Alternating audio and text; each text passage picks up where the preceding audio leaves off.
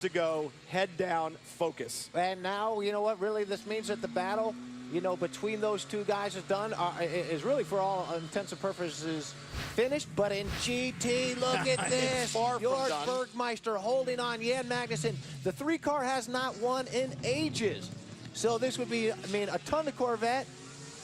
Magnussen waiting to pounce, looking for an opening. Jörg Bergmeister will not give him an opening if he can avoid it down the straightaway, tucking in for the draft. As a driver, you can keep a guy behind you as long as you can get that, you know, off that last corner. You look at Jörg, he's going to make Jan go around the wrong way, and that's not going to happen. So there, you know, I wouldn't be surprised if there's a little bit of tap involved. Now, Bergmeister, if he's taking that inside line, that's not blocking. You know that he's allowed to do that, and he's doing it consistently. Now, who you have to be worried about if you're Magnussen is Van Overbeek behind you, because you might be able to get drawn out of position. Now, what Johannes did right there, he moved to the inside to protect that inside line. He did not want to get in the way and get his race ruined by Bouchou here, who's probably a very angry Frenchman trying to work through these guys real quick. Magnussen holding on to the back of the 45. Hold the right. Watch Jan hold the right. He's not going to give up the inside. That's what a pro does. You heard Dan Binks on the radio saying, on your left, on your left, on your left. On the right. And what he's hoping right now, Jan's hoping, is that this happens. Now, Johnny, you drove for Corvette for years. That team has an array of monitors. They get all of the television feed. They are effectively spotting. How important is that as a driver to have a guy like Dan Binks in your ear letting you know, spotting all around the racetrack? Sometimes it's good. Sometimes you're like, shut up and let me drive. But in that type of situation, it was perfect because Jan's having to look forward, but he also wants to pay attention to Van Overbeek. Watch this time. Jan might not go to the outside.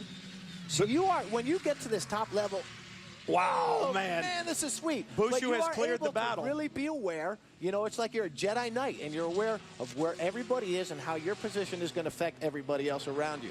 Bouchou has cleared the battle, and it has left these three to go at it. Mano a mano down into turn one. Johannes Van Overbeek looking. Magnussen drops back a little bit from Bergmeister. There is no quit in any of these three guys. Certainly Van Overbeek in his 100th start would love to take Extreme Speed Motorsports' first victory in the American Le Mans Series, down through to the compression. These guys digging hard. Now, what does the Porsche do well? Well, the Porsche will enter a corner well. It'll finish a corner well. Where's the Corvette good? It's good in the middle, and it's good under braking. Jörg will know that. Jan will know that. Where's the Ferrari good? The Ferrari's probably good everywhere. He's good at watching for a mistake. Now watch as we go through this. This is the tightest part of the racetrack. Third gear, change down to second. As you get through here, Jörg knows he just has to pull the trigger and see right there, that little jump that he gets. Why does that happen? Well, the engine in the Porsche is in the back. It's over the rear wheels, adds a little bit more grip. The engine in the Corvette, more towards the front, allows you to enter corners a little bit faster. Three different manufacturers fighting for the win in GT from Canadian Tire Motorsport Park. 40 seconds left. They're going to get to the line. There'll be another lap. It is not over. Another 2.4 miles to go once they get onto the front straightaway. Another 10 corners. Patrick Long going, yeah. Look, Lucas Luhr, Greg Pickett, they're enjoying it. I just read Greg's lips. Good stuff, good stuff. Lucas Luhr, a former Porsche factory driver. He knows what it's like to be in a GT battle. Looks like Magnussen now mounting another charge. He's got 2.4 miles to do it. White flag is out. For Klaus Graf. Okay, he might catch up to that GT battle in front of us. They will get the, unless the Klaus Graf gets in front of these guys, they will get another lap. Now, you know what? Again, we talk about pit stops.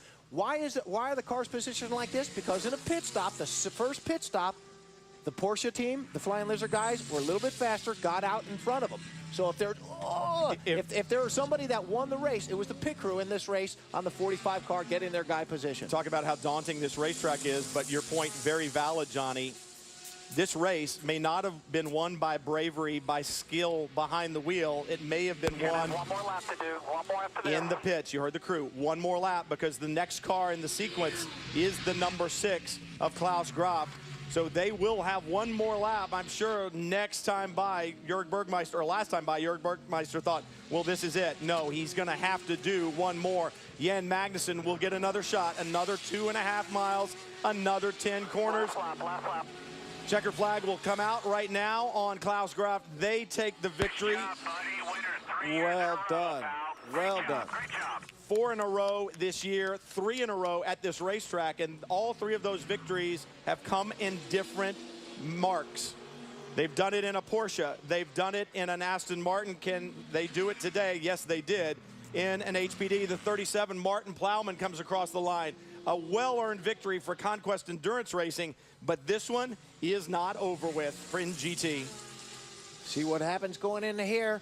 If there's going to be a bump, it's going to be here. Oh, it's close. Oh, Look at Van Overbeek to the inside. Bergmeister home free at this point in time. These guys rubbing on each other. That opens up the door for the Porsche. Up at the front, that made it so much nicer. Difficult position for Magnussen to be in there because he wanted to set up the Porsche, and in the process. Is Mags going to fight back? Keep pushing. Keep pushing, keep pushing. Bergmeister, the largest gap he's had over the last several laps. Magnussen, he's got 2 more corners to get it done. Start finish very close Not to the exit close of the last enough. corner, not close enough. And I think he knows it, and in fact backs off just a little bit through turn 10. But look at Van Overbeek. He's closing on Bergmeister. Not enough, too little, too late. But wow, what a GT fight.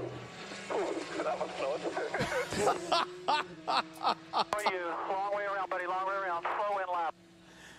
Oh, you could hear, I mean, Jörg Bergmeister loved it. And Johannes Van Overbeek, Scott Sharp, that entire Extreme Speed Motorsports team has to be thrilled with their performances